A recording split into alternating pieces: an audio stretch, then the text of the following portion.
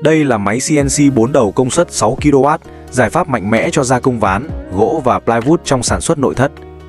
Máy được trang bị bàn làm việc kép với tổng chiều dài 5 m, chia thành 2 khu vực riêng biệt. Thiết kế này cho phép làm việc luân phiên, khi một bên đang gia công, bên còn lại có thể gá đặt phôi, giúp tận dụng tối đa thời gian, không bị gián đoạn sản xuất. Với 4 đầu cắt hoạt động linh hoạt, máy xử lý cùng lúc nhiều chi tiết hoặc làm việc nối tiếp để hoàn thành các sản phẩm phức tạp.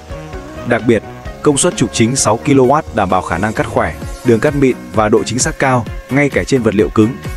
Ứng dụng tiêu biểu là gia công khung ghế sofa, chi tiết nội thất và sản xuất hàng loạt các bộ phận gỗ công nghiệp.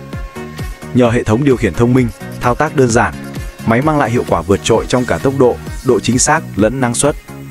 Máy CNC 4 đầu, bản kép 5 m, công suất 6 kW, giải pháp nâng tầm sản xuất nội thất hiện đại.